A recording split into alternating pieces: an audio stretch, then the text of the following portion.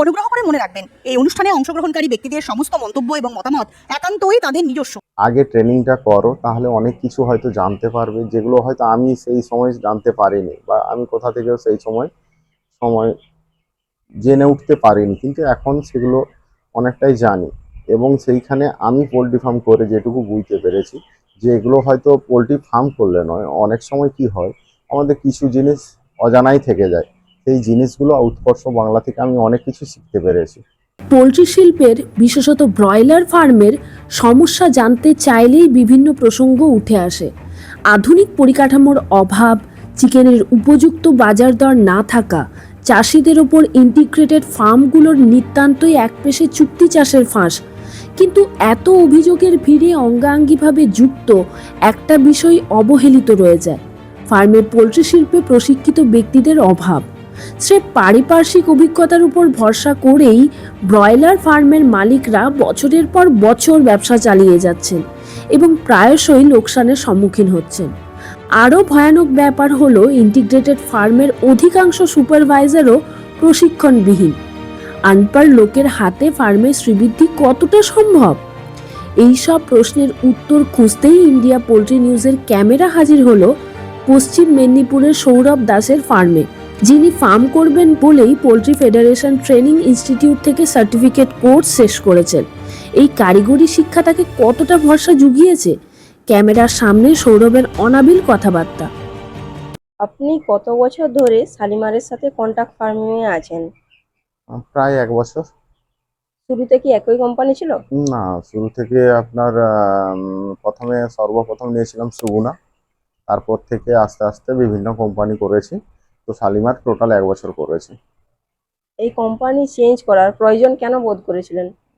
অনেক সময় কি হয়, বাচ্চা দিতে লেট করে, দ্বিতীয়ত রেজাল্ট খারাপ হলে 2 বার 3 বার সেই সময় বাচ্চা পাওয়া যায় না, ওরা দিতে চায় না বাচ্চা, এইরকম কারণের জন্য চেঞ্জ করতে হয়।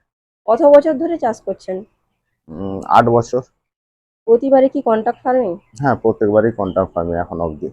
কন্ট্রাক্ট ফার্মিংতে একটা সুবিধা কি হচ্ছে, ওরা চিক্স, মেডিসিন, ফুড এবং ম্যানেজমেন্ট দায়িত্ব ওরাই দেখে। আর এমনি নর্মাল হলে সেখানে নিজেদের ওপর পুরো দায়িত্ব অর্পণ হয়। আর ওই জায়গাটায় ওই জন্য কন্ট্রাক্ট ফার্মিং করতে বর্তমানে করেছি। হ্যাঁ, অসুবিধা হয়েছে। একটা সময় হয়েছিল লকডাউনের সময়, যখন আপনার গাড়ি ফিড পাওয়া যাচ্ছিল না, বা ওই সময় মেডিসিন আনতে যাওয়ার খুব অসুবিধা হচ্ছিল, কিন্তু বর্তমানে এখন সেই জায়গাটা অনেকটা রিকভারি হয়ে গেছে।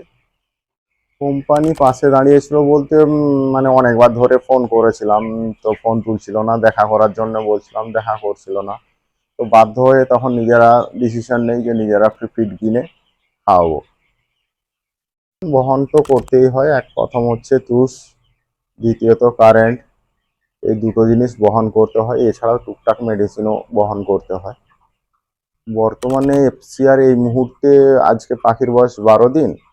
তো এখানে শালিমার কোম্পানির যে এফসিআর আছে ওখানে 0.96, এবং মোটালিটি হয়তো 18। কিছু কিছু কোম্পানি সাপোর্ট করে, কিছু কিছু করে না, কিন্তু শালিমারের ক্ষেত্রে ওই জায়গাটা কিছুটা করে।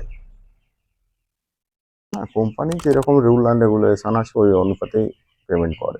বাজারের দাম এর জন্য কোনো এফেক্ট ওর করে না? জন্য এফেক্ট বলতে আমাদের ক্ষেত্রেও এফেক্ট নেই, বাজার ওঠা নামা ওটা কোম্পানির উপরে ডিপেন্ড করে, কিন্তু আমাদের ক্ষেত্রেও এটা কোনো প্রফিট নেই। যা থাকে কোম্পানির জিসি অনুযায়ী ওই হিসেবেই পাওয়া যায়। ইন্ডিপেন্ডেন্স ফার্মার হলে তো অবশ্যই এর থেকে অনেক পরিমাণে বেশি মুনাফা হয়, কিন্তু বর্তমানে ইন্ডিপেন্ডেন্ট হতে গেলে সবথেকে মেন প্রয়োজন হচ্ছে মানি, আর সেই জায়গাটা অতটা হয়ে উঠতে পারেনি বলে ওই জন্য ইন্ডিপেন্ডেন্টভাবে চাষ করতে পারছি না। না, ব্রয়লার ফার্মারের জন্য ব্যাংক আগ্রহী, কিন্তু সেটা অনেক কিছু, ওরা যে ক্রাইটেরিয়া থাকে সেই ক্রাইটেরিয়ার মধ্যে হলে তবে লোন দিতে আগ্রহী। এবং কোম্পানি হয়তো দেবে, কিন্তু কোম্পানি ওই একই সিস্টেম, যে ওদের যে ফেসিলিটি থাকবে এবং ওদের সঙ্গে যে টাই আপটা থাকবে, ওই টাই আপটা পুরো পূর্ণ করতে হবে, ততক্ষণ না কমপ্লিট হচ্ছে। কোম্পানি থেকে যে গ্রোয়িং রেট দেওয়া হয়, সেটা কি বর্তমানে ইলেকট্রিক রেট বা এই সেটটাকে পরিচালনা করার জন্য তা যথেষ্ট, নাকি এক্সট্রা দেওয়ার প্রয়োজন আছে? হ্যাঁ, এক্সট্রা দেওয়ার তো প্রয়োজন আছে, কিন্তু যতক্ষণ না এই জায়গাগুলো যদি কোম্পানি মানে চালু করতো তাহলে আমাদের ক্ষেত্রে খুব ভালো হতো। এখন অবধি না, কিন্তু বর্তমানে দেখে তো ভবিষ্যৎ নির্ধারণ হয় না। তো বর্তমানে ঠিক আছে, তারপর আবার দেখা যাবে যেরকম অসুবিধার মধ্যে পড়বো সেইভাবেই চিন্তা করব। বর্তমানে তো চাকরির বাজার নেই, তার জন্য যে হোক তো কিছু করতে হবে, তার জন্যে পলিটিক্সে আসা। পোলট্রি কি পারিবারিকভাবেই শুরু করেছেন নাকি কোথাও থেকে প্রশিক্ষণ নিয়েছেন? না, তখন আমি যখন প্রথম শুরু করেছিলাম তখন নিজে থেকেই করেছিলাম, কোনো ট্রেনিং নেইনি। বর্তমানে আমি এখন ট্রেনিং করছি উৎকর্ষ বাংলা থেকে।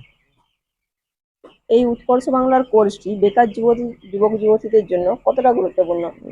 অবশ্যই গুরুত্বপূর্ণ, কারণ আমি হয়তো অনেক কিছু হয়তো বুঝতে পারছি, কিন্তু ওখানে যারা প্রথম গিয়েছে আমি অনেক বন্ধু বান্ধবদেরকে দেখেছি যারা হয়তো বুঝতে পারছে জিনিসটা, কিন্তু যতক্ষণ না প্র্যাকটিক্যাল হাতে নিজে করতে পারছে ততক্ষণ অতটা ঠিক মতো করে সেই জায়গাটায় অভিজ্ঞ হয়ে উঠতে পারবে না।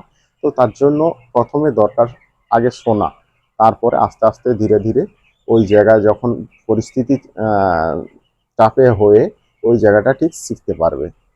ওখানেই সম্ভব, কারণ ওখানে যেভাবে আমি ক্লাস করে বুঝতে পেরেছি যে প্রত্যেকটা জিনিস খুঁটিনাটিভাবে খুব সুন্দরভাবে শেখাচ্ছে, এবং প্রতিটা জিনিসের একদম পোস্টমর্টম মানে যেটা বলা হয় অ্যাকচুয়ালি সেইভাবেই দেখিয়ে দেওয়া হচ্ছে কোনটাকে কি বলা হয়, কিভাবে এই রোগকে প্রতিরোধ করা যেতে পারে, প্রত্যেকটা জিনিস খুব সুন্দরভাবে শেখানো হচ্ছে। তাদের জন্য একটাই আমারই, নিশ্চয়ই আগে ট্রেনিংটা করো, তাহলে অনেক কিছু হয়তো জানতে পারবে যেগুলো হয়তো আমি সেই সময় জানতে পারিনি, বা আমি কোথা থেকেও সেই সময় সময় জেনে উঠতে পারিনি, কিন্তু এখন সেগুলো অনেকটাই জানি। এবং সেইখানে আমি পোলট্রি ফার্ম করে যেটুকু বুঝতে পেরেছি যে এগুলো হয়তো পোলট্রি ফার্ম করলে নয়, অনেক সময় কি হয় আমাদের কিছু জিনিস অজানাই থেকে যায়, সেই জিনিসগুলো উৎকর্ষ বাংলা থেকে আমি অনেক কিছু শিখতে পেরেছি। পোল্ট্রি শিল্পের এই ধরনের আরও আকর্ষণীয় ভিডিও দেখার জন্য আমাদের চ্যানেলটি সাবস্ক্রাইব করুন এবং ফেসবুক পেজটি ফলো করুন। ধন্যবাদ।